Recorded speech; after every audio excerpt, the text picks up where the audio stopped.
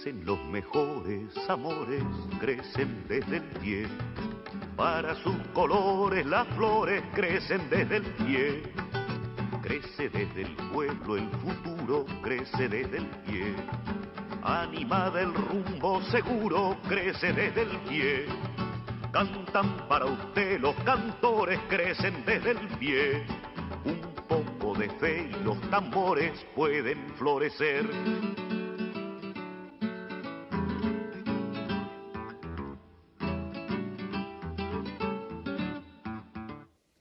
¿Cómo les va? Muy buenas tardes. Bienvenidos a un capítulo más de Desde el Pie, esta construcción colectiva que hacemos los sábados a las 6:30 de la tarde, aproximadamente aquí por Televisión Regional.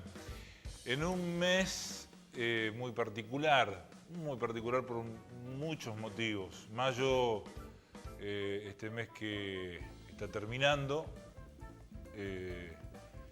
nos deja una fecha revolucionaria, entre comillas, en cuanto a lo que fue la Revolución de Mayo de 1810. Muchos hablan que recién se puede hablar de algo parecido a un gobierno de un país nuevo en 1816, recién, pero bueno. Y para los trabajadores, mayo es un mes importante y este lo fue en cuanto a números porque se cumplieron 50 años del Cordobazo. También los rosariazos, también aquella gesta aceitera donde después de 25 días consecutivos de paro, el sindicato aceitero y la Federación de Aceiteros y Desmotadores de la República Argentina consiguieron el salario mínimo vital y móvil. O sea, pelearon por salario, no pelearon por puestos de trabajo, ni por quitas de horas salariales, ni por... No, la disputa fue por el salario y se ganó. Y hoy día los trabajadores aceiteros son de los trabajadores que se puede hablar, en este momento no se puede hablar casi absolutamente de nada, de un salario mínimo, más o menos que le puede hacer frente a lo que está dejando este gobierno. ¿Qué podríamos hablar en otro momento si es que le salió mal o le sale bien? Pero esa es otra cosa. El invitado de hoy viene como anillo al dedo para hablar de todas estas cosas, más allá de que venga a mostrar su libro nuevo, porque conoce mucho de este tema, ha escrito mucho sobre estos temas, y aparte ha sido parte de la historia también. No es que sea tan grande así, no estoy hablando de 1810, estoy hablando de más acá, estoy hablando del Cordobazo, estoy hablando de los Rosariazos, estoy hablando de eso. Bueno, vamos a los anuncios y les presento con quién estoy.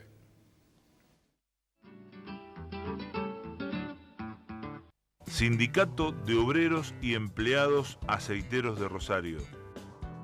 Federación de Trabajadores Aceiteros y Desmotadores del Algodón de la República Argentina. OSIAT Salud, obra social para el personal de la industria aceitera, desmotadora y afines de la República Argentina.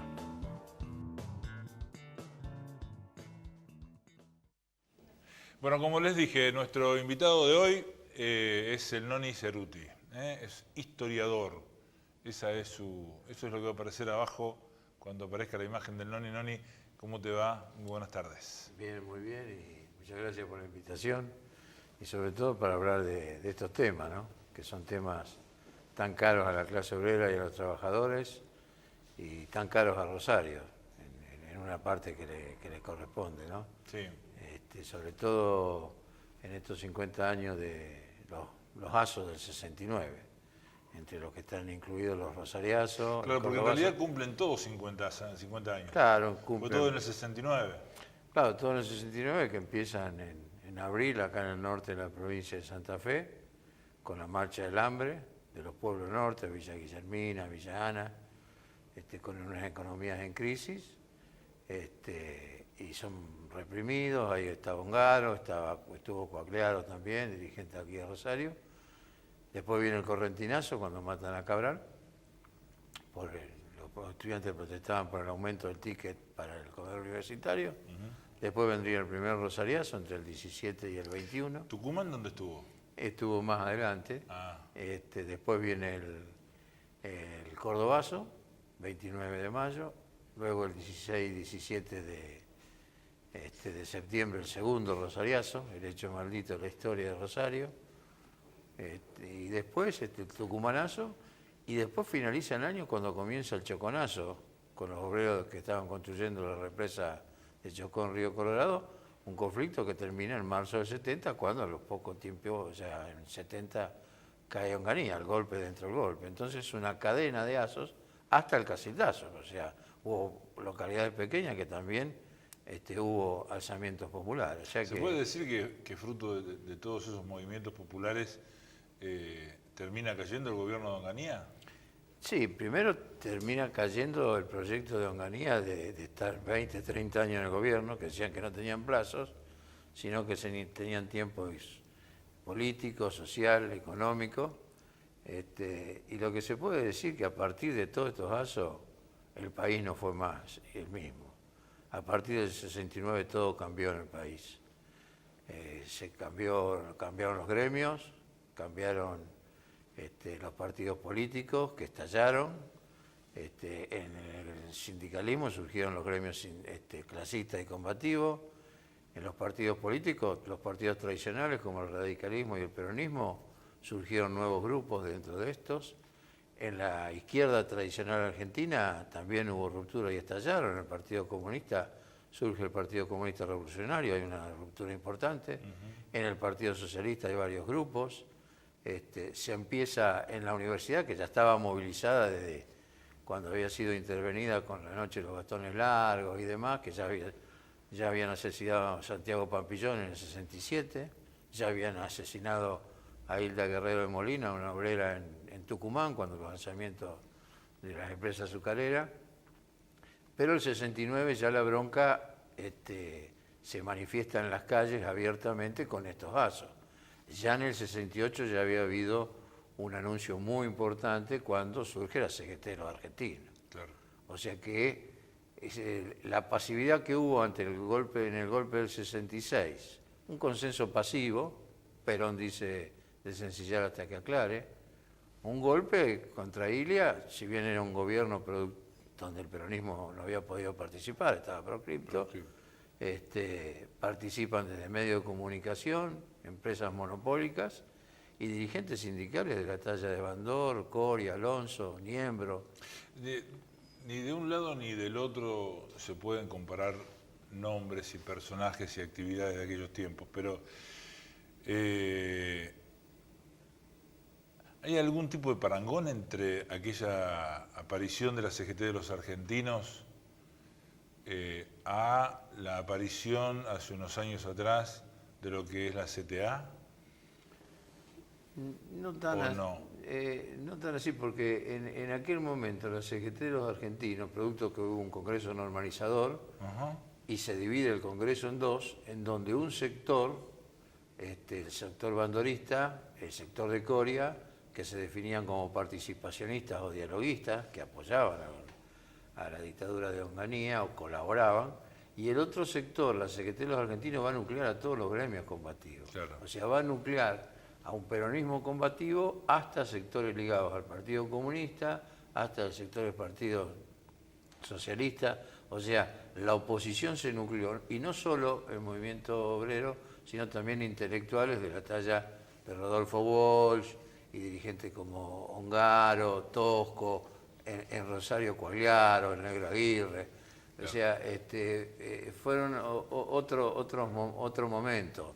Fue un intento, creo que la CTA en su momento, en su origen, fue un intento de esto.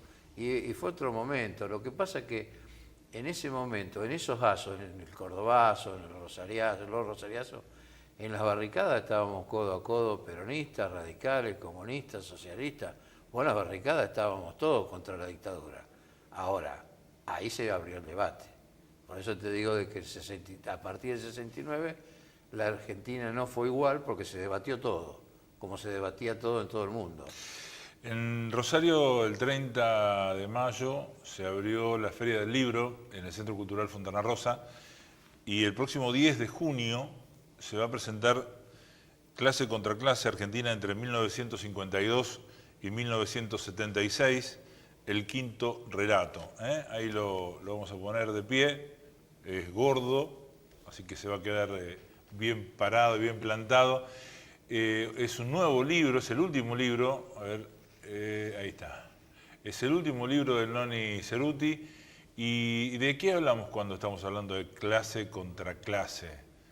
Y este quinto relato. Vos me lo explicaste fuera de cámara, pero estaría bueno que se lo cuentes a la gente. Bueno, yo me meto ahí con... primero que es un libro que yo tenía que sacarlo sí o sí. ¿Por qué? Porque es un libro donde vuelco las ideas fuerzas del grupo político donde yo militaba en los años 60-70, el socialismo revolucionario. Por eso el libro se lo dedico a los compañeros desaparecidos del grupo nuestro, al doctor Alejandro Pastorini, a Tito, a Fito, y también a otros compañeros fallecidos de militancia. El libro se mete en la polémica, o me meto en la polémica de qué sucedió de los años 60-70. Qué es lo que aconteció en esos años, que a partir de esos años la Argentina ya no fue la misma. ¿Y por qué el quinto relato? ¿Por qué? Porque hay varios relatos alrededor de lo que sucedió en los años 60-70. El primero es el de los militares genocidas, que dice que eran ellos y la guerrilla, la subversión, la izquierda. Y el segundo relato es el del nunca más, el de la teoría de los dos demonios, de la época del alfonsinismo.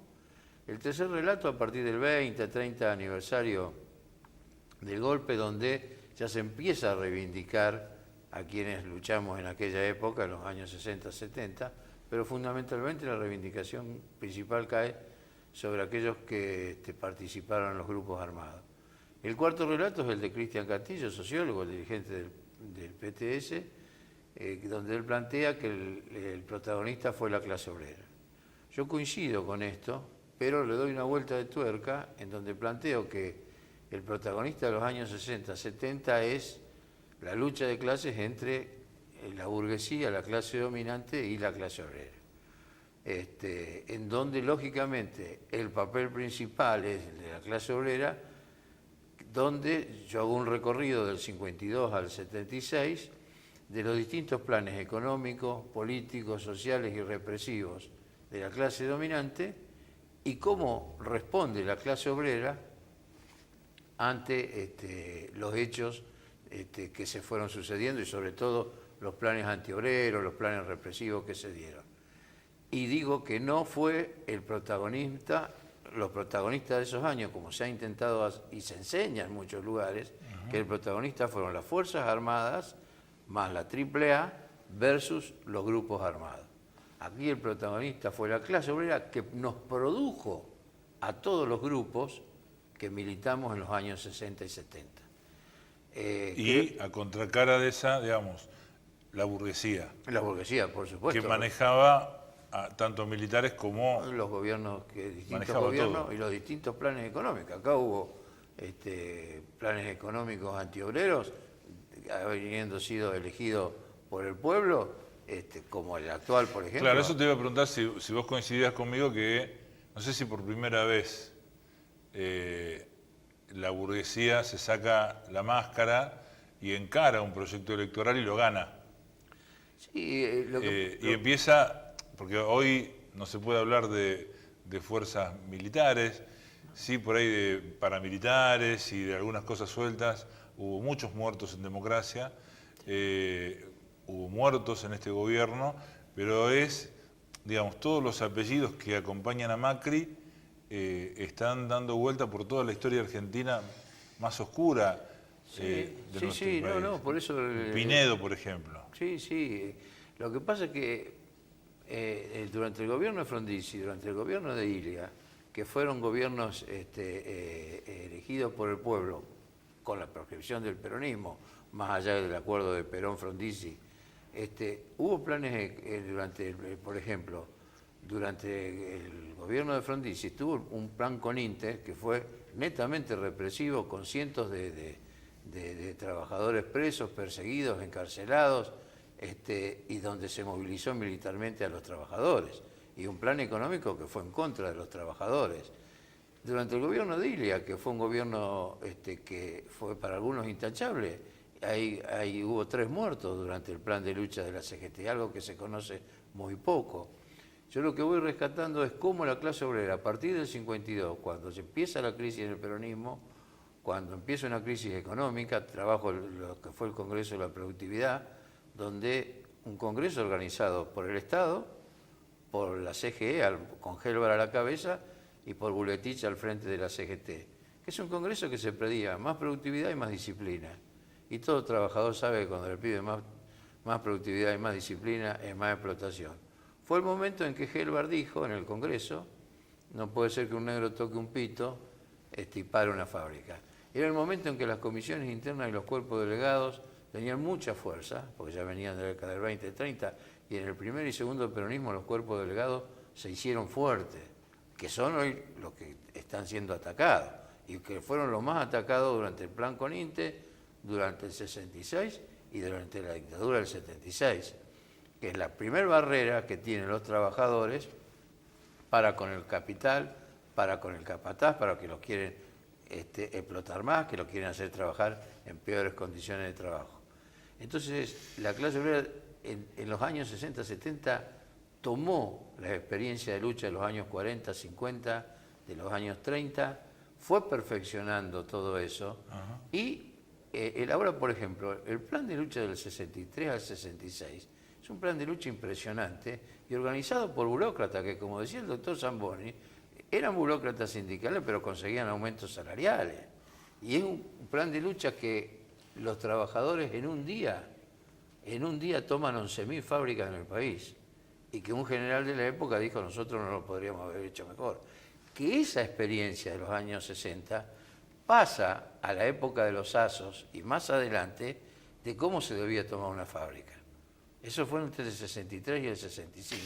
Ronnie, un elemento que se incorporó a la sociedad muy fuerte y que cada vez está más concentrado y que no sé si te cabe a vos en este tiempo analizarlo como historiador, porque es un dato de la realidad, son los medios de comunicación. Justamente lo que estamos haciendo ahora, la televisión. ¿Qué valor le das en este tiempo? Yo considero que la cúpula de la CGT está durmiendo un sueño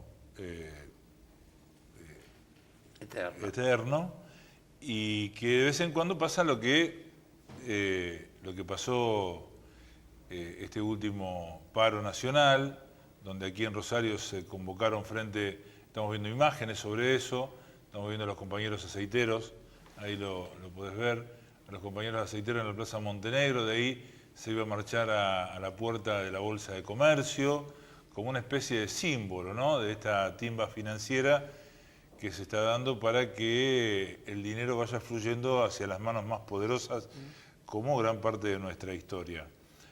Fue un movimiento obrero realmente muy importante, con muchas organizaciones gremiales, muchas organizaciones sociales, pero otra vez pasa lo mismo, 2 actos, ¿no?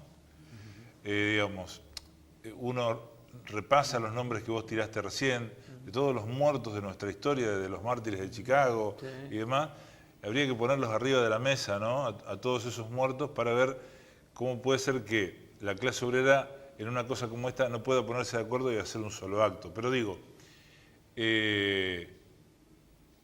¿cómo ves a la televisión fundamentalmente hoy día operando dentro de este conflicto social que tenemos en la Argentina?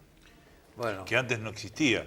En los ASOS la televisión estaba, pero muy poca gente tenía televisión. Y aparte participaban muy poco en los programas y demás los trabajadores.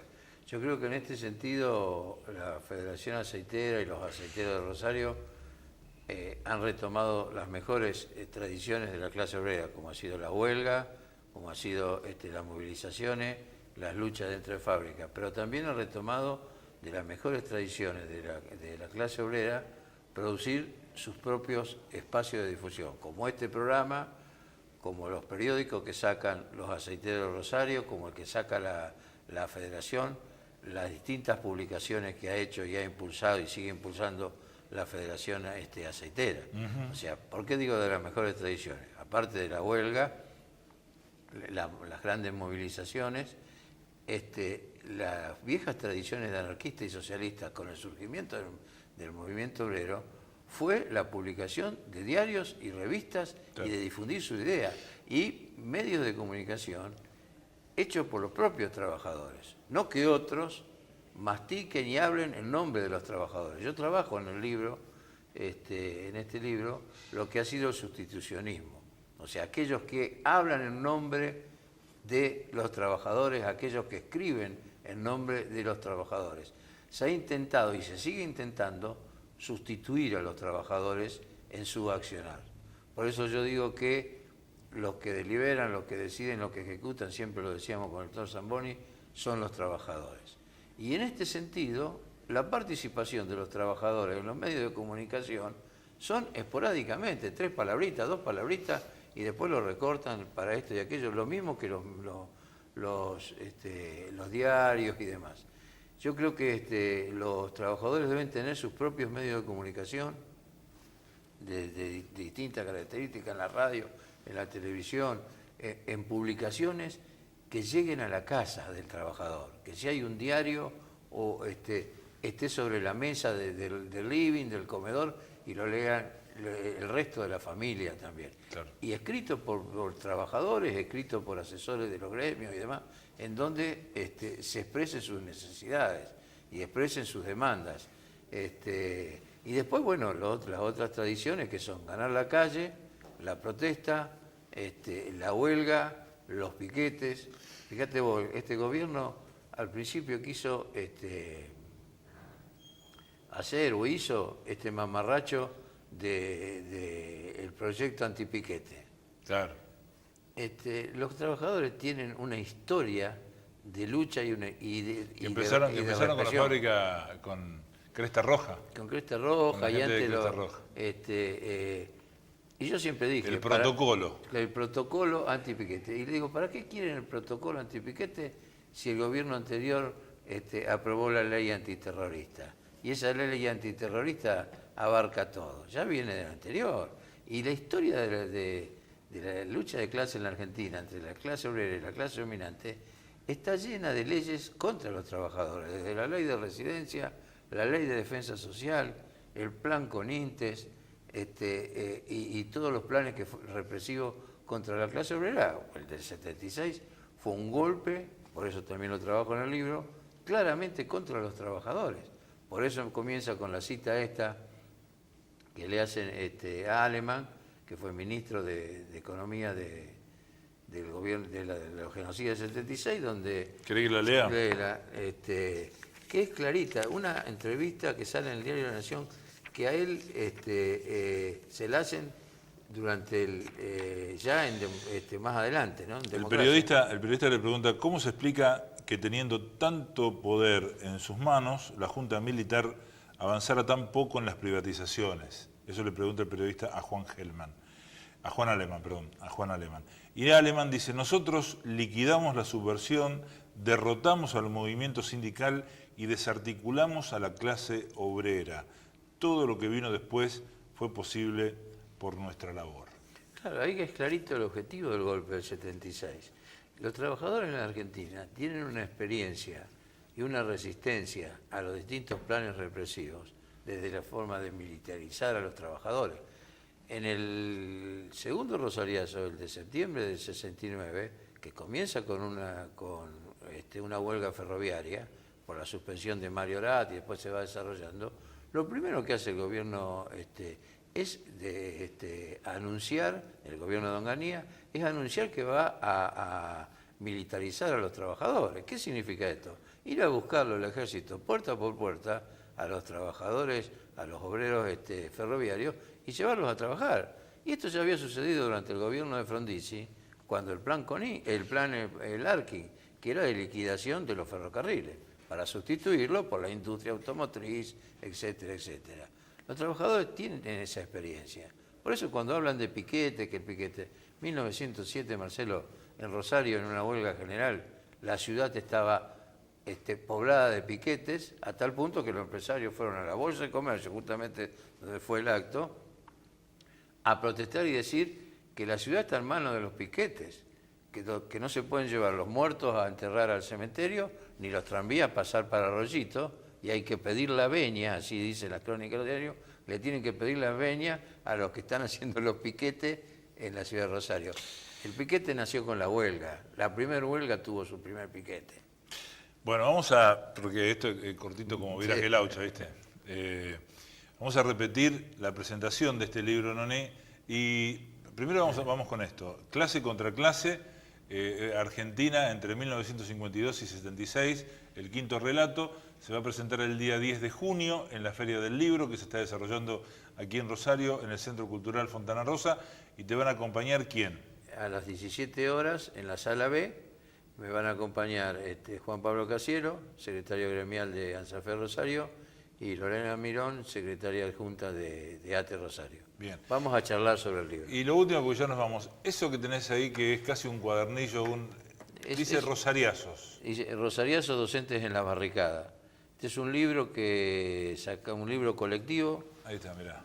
Que sacamos con ANSAFE Rosario cuando se cumplieron los 40 años de los Rosariazos. Y es un libro donde, aparte del contexto histórico y relatar lo que fueron los rosariazos, lo hicimos con Fernando Mudd, Mirta Sellares y otras compañeras, entrevistamos a varios docentes, hombres y mujeres, que estuvieron en las barricadas de los rosariazos, o sea, la participación de los trabajadores en esos rosariazos. Y en este caso de los docentes, con muchas fotos de Saldi y demás. Y bueno, vamos. ¿Esto es un material de qué año? Este es de hace 10 años atrás. 10 años. Y existe la posibilidad de que se reedite. Eso es lo que estamos intentando. Lo hacemos acá. Noni, la justificación es la presentación de este libro esta vez, pero queremos tenerlo más seguido. Bueno, ningún problema. Para distintos temas, porque realmente, como vos decías, hay que restar todo lo que viene del otro lado. Sí, por supuesto, y hay que difundir. Por eso yo una vez para los bancarios escribí una nota que decía: a los trabajadores les interesa el país, paranoiando lo que decía. Pero bueno. El Noni Cerruti, historiador de aquí de la ciudad de Rosario, leproso profundamente de corazón, un amigo de los aceiteros desde hace mucho tiempo, amigo de don Horacio Zamboni también, y nosotros le damos las gracias y los recibimos el próximo sábado.